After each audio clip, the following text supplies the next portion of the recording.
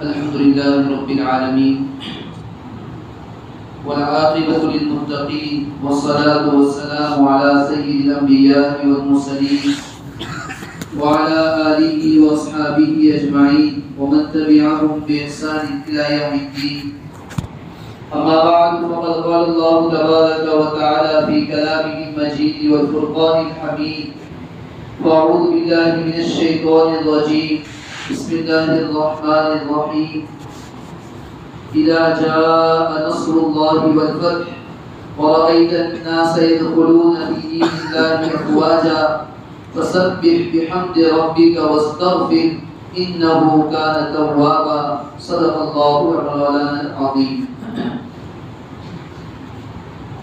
میرے محترم بھائیوں، بزرگ اور دوستوں، گزشتہ سے پہلے والے ہفتے پر میں آپ حضرات کے سامنے قرآن کریم کی یہی سورت تلاوت کی تھی، اور میں نے آپ حضرات کے سامنے یہ بھی بیان کیا تھا کہ اللہ جل جلالہ و عظم نوالہ نے یہ سورت کب نازل فرمائی. جناب نبی کریم صلی اللہ علیہ وسلم مکہ سے مدینہ تشریف لے گئے. مکہ میں رہتے ہوئے تو آپ پر بہت سارے حالات آئے، آپ کے صحابہ کو ستایا گیا، آپ کے راستے میں کانٹے بچھائے گئے، یہاں تک کہ آپ علیہ الصلوۃ والسلام اور آپ کے صحابہ کو ہجرت کا حکم دیا کہ مدینہ چلے جائیں. مدینہ کیسے چلے گئے وہ میں نے آپ کو بتایا تھا.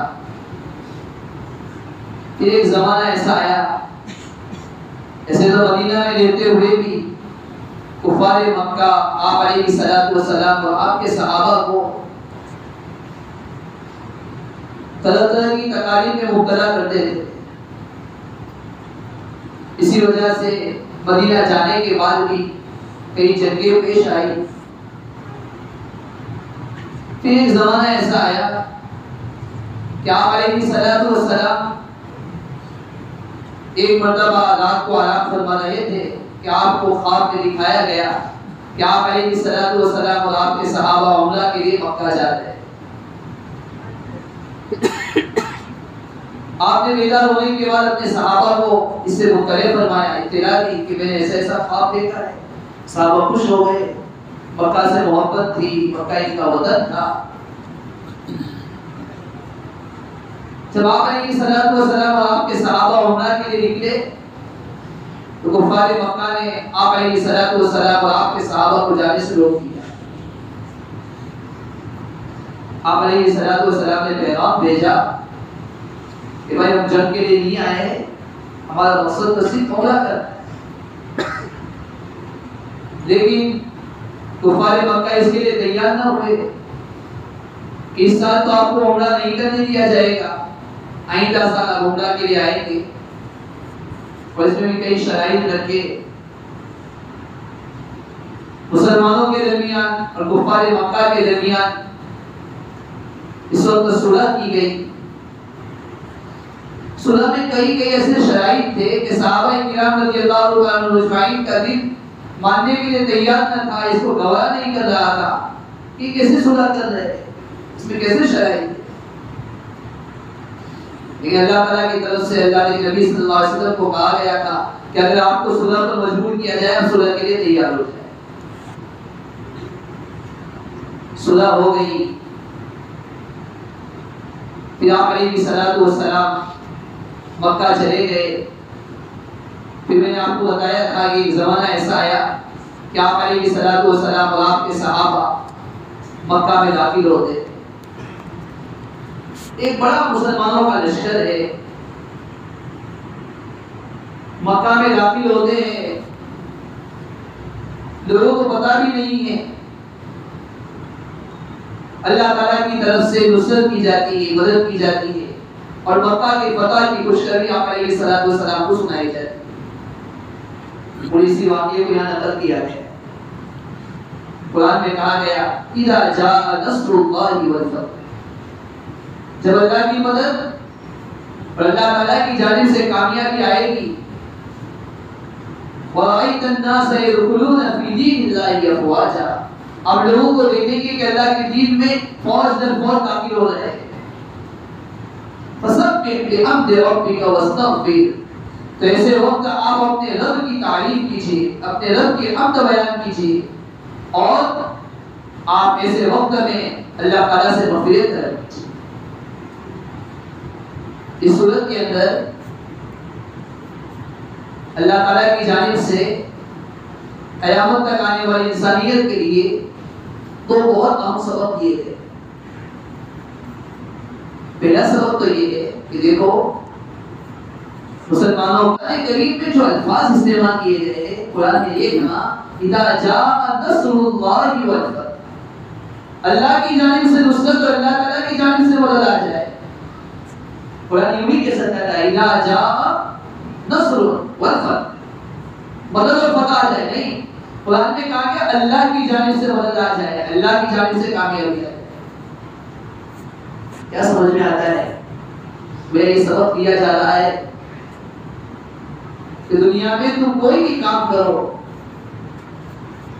دنیا کے کسی بھی شعبے میں تم کام کرو، اگر تمہیں کامیابی حاصل ہو جائے، نتیجہ حاصل ہو جائے، نتیجہ دکھنے لگ جائے، تو کسی بھی کام کو اپنی جانب پر منسوب کرو، اللہ کی جانب منسوب کرو. دیکھو اللہ تعالیٰ کی جانب سے آپ علیہ السلام اور آپ کے صحابہ کو فتح حاصل ہوئی، فتح مکہ کی خوشخبری سنائی گئی. تو اللہ تعالیٰ نے قرآن میں کیا الفاظ استعمال فرمائے کہ جب اللہ کی جانب سے نصرت آ جائے، اللہ کی جانب سے مدد آ جائے، معلوم ہوا آدمی کوئی بھی کام کرے، کسی بھی زندگی کوئی بھی شعبے میں، دنیا دار الاسباب ہے، سبب تو اختیار کرنا ہی پڑے گا. لیکن سبب یہ اختیار کرنے کے بعد کامیابی مل جائے تو یہ نہ کہے کہ میری وجہ سے کام ہوا ہے، اور عقل پیدا ہو جائے گی، تکبر پیدا ہو جائے گا، کبر میں مبتلا ہو جائے گا. اگر آدمی کما رہا ہے، محنت کر رہا ہے، اللہ تعالیٰ نے محنت کرنے کے بعد اللہ تعالیٰ کی جانب سے رزق دے دیا گیا، مال میں برکت دے دی گئی، تو آدمی اکڑے نہیں، تکبر نہ کرے کہ میں نے محنت کی اس لیے مال مل رہا ہے، میں کما رہا ہوں اس لیے مال مل رہا ہے، ورنہ سب بھوکے مرتے. نہیں، حدیث میں دو بھائی تھے اللہ کے رسول صلی اللہ علیہ وسلم کے زمانے میں. ایک بھائی محنت کرتا تھا اور ایک بھائی اللہ کے نبی صلی اللہ علیہ وسلم کی خدمت میں رہتا تھا، وہ کام دھندا نہیں کرتا تھا. تو جو بھائی محنت کرتا تھا ایک مرتبہ نبی علیہ السلام کے پاس آیا اور آپ علیہ السلام سے شکایت کرنے لگا کہ اللہ کے رسول صلی اللہ علیہ وسلم میں محنت کرتا ہوں، میں کماتا ہوں، یہ محنت نہیں کرتا ہے، یہ کماتا نہیں. آپ علیہ السلام نے بڑا پیارا جواب دیا. آپ علیہ السلام نے فرمایا لعلک ترزق به، ہو سکتا ہے اللہ تعالیٰ تجھے رزق اس کی وجہ سے دے رہا ہو. یہ جو بیٹھا ہے، یہ جو کام دھندا نہیں کر رہا ہے، ہو سکتا ہے اللہ تبارک و تعالیٰ اس ضعیف اور کمزور کی وجہ سے تجھے رزق دے رہا ہو. تو بہت بڑا سبب ہے. آدمی بہت سی مرتبہ تکبر کرتا ہے، گھمنڈ کرتا ہے، میں کماتا ہوں، میں محنت کرتا ہوں، میں سب کچھ کرتا ہوں، یہ کچھ نہیں کرتا ہے. بہت سی مرتبہ ایک آدمی کو رزق دیا جاتا ہے کمزوروں کی وجہ سے، ضعیفوں کی وجہ سے، بزرگوں کی وجہ سے، ان کی دعا کی وجہ سے اللہ تعالیٰ جوانوں کو رزق عطا فرماتا ہے. اللہ تعالیٰ نے رزق کا برکت دے دی، آدمی اس کو منسوخ کر اللہ کی جانب. اللہ تعالیٰ نے تدبیر کے بعد شفا دی. ایک آدمی بیمار ہے، کئی سال سے بستر میں پڑا ہوا ہے، شفا بھی نہیں رہی. اللہ نے شفا دے دی اور پہلے اللہ نے شفا دی ہے. ڈاکٹر کے ہاتھ میں شفا نہیں، دوا کے ہاتھ میں شفا نہیں. یہی وجہ ہے آپ نے دنیا میں دیکھا ہوگا دو آدمی ایک ہی بیماری میں مبتلا ہے، ایک ہی ڈاکٹر کے پاس گئے، اسی ڈاکٹر نے دونوں کو دوائی دی، ایک کو شفا مل گئی، دوسرے کو شفا نہیں ملی. کیوں بھائی؟ وہی دوائی، وہی ڈاکٹر. ایک کو شفا مل رہی ہے، ایک کو نہیں مل رہی. معلوم ہوا شفا کا دینا اللہ کے ہاتھ میں، میرے اور آپ کے ہاتھ میں نہیں، ڈاکٹر کے ہاتھ میں نہیں. اللہ نے شفا دے دی. ابھی منسوخ کرے وہ شفا دینے والی ذات اللہ کی، اللہ نے شفا دی. ایک آدمی نے دکان کھولی، اللہ تعالیٰ نے تجارت میں برکت دے دی. آدمی یہ کہے یہ جو تجارت میں برکت ہوئی ہے، یہ مزدوری میں جو برکت ہوئی ہے اللہ نے عطا فرمائی. دیکھو یہ قرآن کریم کی آیت میں یہی سبق دیا جا رہا ہے. آپ نے دیکھا ہوگا سورت میں، نوساری میں، الگ الگ جگہ پر دیکھا ہوگا، دو آدمی ہیں، دو آدمی کی دکان کھولی، دونوں کی دکان ایک طرح کی ہے. یہ بھی اناج بیچتا ہے، یہ بھی اناج بیچتا ہے، اس کی بھی آرڈر ہے، اس کی بھی آرڈر ہے. گراہک ایک کی دکان پر جا رہا ہے، دوسرے کی دکان پر نہیں جا رہا ہے. غلہ لینے کے لیے دونوں دکانیں. بہت سی مرتبہ آدمی پاس والی دکان کو چھوڑ کر دور والی دکان کو اختیار کرتا ہے، پاس والی دکان پر نہیں جاتا ہے. یہ گاہک کے دل میں کس نے ڈالا کہ تجھے اس دکان سے نہیں خریدنا ہے، اس دکان سے خریدنا ہے. تجھے اس جگہ چائے نہیں پینا ہے، اس جگہ چائے پینا ہے. تجھے اس ہوٹل میں نہیں جانا ہے، وہ ہوٹل میں جانا ہے. یہ گاہک کے دل میں ڈالنے والی ذات کون ہے؟ اللہ کی ہے. اللہ گاہک کو بیچتا ہے. اس آیت میں قرآن کریم کی صورت میں سبق دیا جا رہا ہے، سبق سکھایا جا رہا ہے. دنیا کی کسی بھی شعبے میں، زندگی کے تمام شعبوں میں اگر محنت کے بعد، کامیابی کے بعد، محنت کے بعد، مزدوری کے بعد، کوشش کے بعد اللہ تعالیٰ کی طرف سے نتیجہ دکھائی دینے لگے، کامیابی نظر آنے لگے، آدمی کا حال یہ ہوتا ہے، آدمی تکبر میں مبتلا ہو جاتا ہے، گھمنڈ میں مبتلا ہو جاتا ہے. قرآن کریم کی آیت میں اور اس صورت میں سکھایا جا رہا ہے آپ کی وجہ سے کچھ نہیں ہوا ہے، اللہ تعالیٰ کی وجہ سے سب کچھ ہے. ایک سبق تو یہ دیا جا رہا ہے. دوسرا سبق کیا دیا گیا؟ آگے قرآن میں کہا گیا فَسَبِّحْ بِحَمْدِ رَبِّكَ وَاسْتَغْفِرْ إِنَّهُ كَانَ تَوَّابًا. جب اللہ تعالیٰ کی جانب سے مدد آ جائے، نصرت آ جائے، کامیابی آ جائے، اور آپ دیکھیں کہ لوگ اسلام میں فوج در فوج، لشکر در لشکر داخل ہو رہے ہیں، تو آپ کو کیا کرنا ہے؟ فَسَبِّحْ بِحَمْدِ رَبِّكَ وَاسْتَغْفِرْ. آپ کو اپنی تعریف نہیں کرنا ہے، میں نے کیا اس لیے ایسا ہوا، میں اس پہ جڑا اس لیے ایسا ہوا، میری محنت سے سب کچھ ہو رہا ہے، میں ہوں تو سب کچھ ہوں. فَسَبِّحْ بِحَمْدِ رَبِّكَ. آپ کو اپنے رب کی تعریف بیان کرنا ہے، اللہ کا شکر ہے، اللہ کی تعریف، اللہ نے سب کچھ کروایا، اللہ تعالیٰ کی تعریف. اس سے بھی اللہ تعالیٰ کی تعریف بیان کرنے سے بھی آدمی میں تکبر پیدا نہیں ہوگا. دیکھو میں نے پہلے بھی بتایا تھا، جب اللہ تعالیٰ کی جانب سے نبی علیہ السلام کے لیے فتح مکہ کی خوشخبری ہو گئی، آپ السلام مکہ میں داخل ہو رہے ہیں. حضرت عبداللہ ابن مغفل رضی اللہ عنہ فرماتے ہیں نبی علیہ السلام جب مکہ میں داخل ہو رہے تھے، آپ علیہ السلام اپنی اونٹی پر سوار ہیں، آپ کے پیچھے آپ کے لاڈلے خالد حضرت اسامہ بن زید رضی اللہ عنہ سوار ہیں. آپ علیہ السلام جب داخل ہو رہے ہیں، آپ علیہ السلام کی گردن جھکی ہوئی، بلکہ روایت میں آپ علیہ السلام کی گردن اتنی جھکی ہوئی تھی کہ جس اونٹ پر آپ سوار تھے اس پر جو کجاوا رکھا ہوا تھا، آپ علیہ السلام کی داڑھی مبارک اس کجاوے سے نظر نہیں اتنے جھکے ہوئے.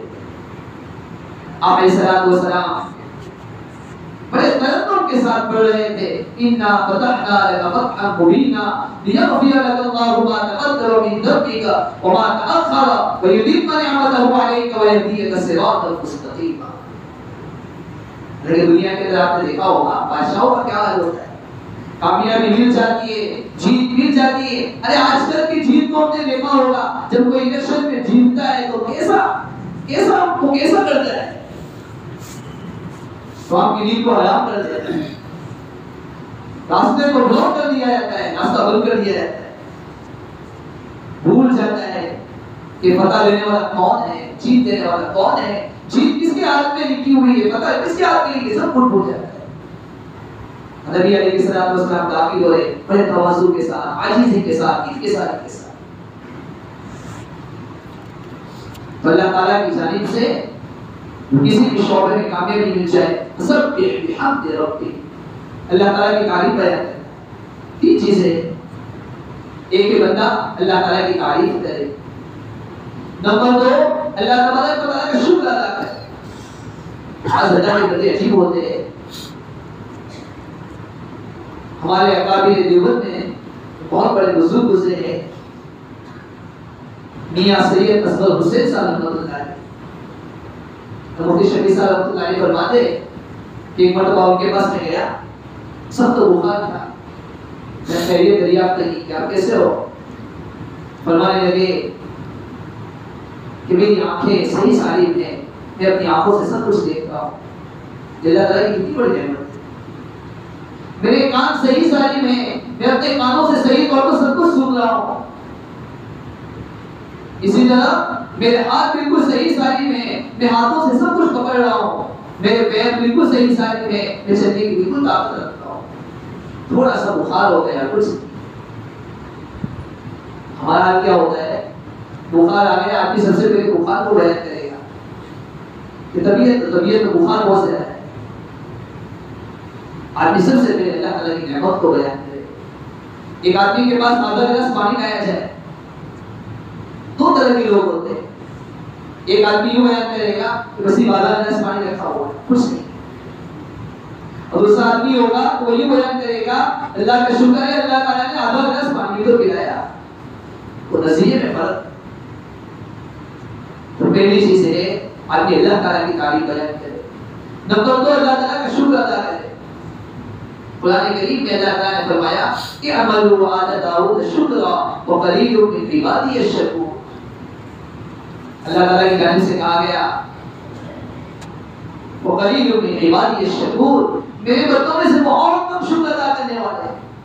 آل داؤد علیہ السلام کے اولاد آل خاندان والوں کو کہا جا رہا ہے بہت سے شکر ادا کرو. آگے کہا گیا وقلیل من عبادی الشکور، میرے بندوں میں سے بہت تھوڑے ایسے جو شکر ادا کرتے ہیں. عام طور پر آدمی ناشکری کا ہوتا ہے. فسبح بحمد ربک واستغفر. آگے کہا گیا اللہ تعالیٰ کی جانب سے کوئی نعمت حاصل ہو جائے اللہ تعالیٰ سے اپنے گناہوں کی مغفرت کر لیتا ہے، استغفار کرے. میں پہلے بھی بتایا تھا جناب نبی کریم صلی اللہ علیہ وسلم کا حال یہ تھا. آپ علیہ الصلوۃ والسلام کے متعلق قرآن تو یوں کہتا ہے کہ آپ کے اگلے پچھلے گناہوں کو معاف کر دیا ہے. پھر بھی آپ علیہ الصلوۃ والسلام یہ بیان فرماتے واللہ انی لاستغفر اللہ واتوب الیہ فی یوم. خدا کی قسم میں دن میں اللہ تبارک تعالیٰ سے مغفرت طلب کرتا ہوں، اللہ تعالیٰ سے اپنے گناہوں کی مغفرت طلب کرتا ہوں، اللہ تعالیٰ سے توبہ کرتا ہوں. ایک حدیث میں کہا کہ ضرورت ہے جب بھی اللہ تعالیٰ کی جانب سے کوئی نعمت ہو حاصل ہو اللہ تعالیٰ سے مغفرت طلب کرے، اللہ تعالیٰ کی تعریف بیان کرے. اور آج کی مجلس کا خلاصہ یہ ہے، یہ جو صورت ہے اس صورت میں دو سبق دیے گئے. پہلا سبق تو دیا گیا ہے جب بھی اللہ تعالیٰ کی جانب سے کوئی کامیابی نظر آئے، فتح نصرت اللہ تعالیٰ کی جانب سے آئے تب اللہ تعالیٰ کی جانب منسوب ہے. یہ فتح کس نے دی، یہ نصرت کس نے دی، یہ کامیابی کس نے دی؟ اللہ تعالیٰ نے دی. میرے سے کچھ نہیں ہوگا. بہت سی مرتبہ ایسا ہوتا ہے آدمی بہت محنت کرتا ہے، بہت محنت کرتا ہے، محنت کرنے کے بعد پورے محلے والوں کے اندر تبدیلی پیدا کر دیتا ہے، لیکن محفل میں ایک جملہ کہہ دیا، لوگوں کے سامنے بیان کر دیا یہ جو کچھ ہوا ہے میری وجہ سے ہوا ہے. پوری محنت پر آدمی پانی پھیر دیتا ہے. تو اللہ تعالیٰ کی جانب منسوب کرے. اور اسی چیز جب کبھی فتح حاصل ہو جائے، نصرت حاصل ہو جائے، کامیابی حاصل ہو جائے، زندگی کسی شعبے میں نتیجہ مل جائے، مقصد تک آدمی پہنچ جائے، ایسے وقت میں فسبح بحمد ربک واستغفر. اللہ تعالیٰ کی سب سے پہلے حمد بیان کرے، اللہ تعالیٰ کی تعریف بیان کرے. اور دوسری چیز اللہ تعالیٰ سے مغفرت طلب کرے. اور تیسری چیز ہے اللہ تعالیٰ کا شکر ادا کرے. اللہ جل شانہ سے دعا ہے اللہ تعالیٰ جو باتیں کی دعا سب کو اس پر عمل کرنے کی توفیق عطا فرمائے. آخر میں بات یہ عرض کرنی ہے، پچھلے ہفتے بھی میں نے عرض کیا تھا ثواب ختم ہو جائے، لیکن یہ صدقہ جاریہ، یہ مساجد کا کام، یہ مکاتب کا کام، یہ مساجد کی زمین، یہ مکاتب کی زمین، یہ قبرستان کی زمین ایسی ہے جس آدمی نے وقف کی آدمی قبر میں چلا جائے گا لیکن اس کا ثواب ملتا رہے گا. یاد رکھیے اس وقت ہمارے لیے ضروری ہے کہ ہم حکومت کی طرف سے جو اس وقت کے سلسلے میں ترمیم کرنے کی کوشش کی جا رہی ہے، ہمارے اکابر نے اس سلسلے میں ایک کوڈ تیار کیا ہے کہ بھائی ہر آدمی اپنے اپنے اعتبار سے اپنے گھر والوں کے اندر یہ جو کوڈ ہے اور اسی طرح جو یہ ای میل ہے اس کو بھیجنے کی کوشش کرے۔ اس لیے ابھی بھی میں نے کہا تھا، لیکن دیکھا گیا تو اعلان کرنے کے بعد سب نکل ہی جاتے ہیں۔ اس لیے میں اس مرتبہ پھر دیتا ہوں، ماشاء اللہ امام صاحب وغیرہ محلے والوں نے محنت کر کے یہ جو بارکوڈ تیار کیا ہے اس کے اوپر ایک ای میل کرے۔ ابھی جو ہے آپ کے سامنے یہ چند نوجوان لے کر گھومیں گے، جن حضرات کا نام وہ پھر 5 منٹ کا کام ہے، 5 منٹ کی محنت ہے۔ ماشاء اللہ یہ ہمارے نوجوانوں کی محنت ہوتی ہے کہ بہت سی جگہوں پر ماشاء اللہ نوجوانوں نے محنت کی، گھر گھر جا کر محنت کی، ماشاء اللہ 1 کروڑ تک تقریباً 1 کروڑ تک پہنچ چکا ہے، کیونکہ 2 کروڑ تک پہنچنے والا ہے۔ مسلمانوں کی تعداد کے بعد اعتبار سے محنت اور بھی کم ہے۔ اس لیے آپ سے گزارش ہے، 5-7 منٹ باقی ہے، انشاءاللہ وہی وقت پر 1:15 کا آپ کو سنت کرنے کا موقع دیا جائے گا۔ یہ جو نوجوان ہیں ان سے گزارش ہے سب کے اندر چلے جائے، اوپر جو بیٹھے ہوئے ہیں ان سے بھی گزارش ہے کہ اوپر چلے جائے۔ موبائل نکالو باہر۔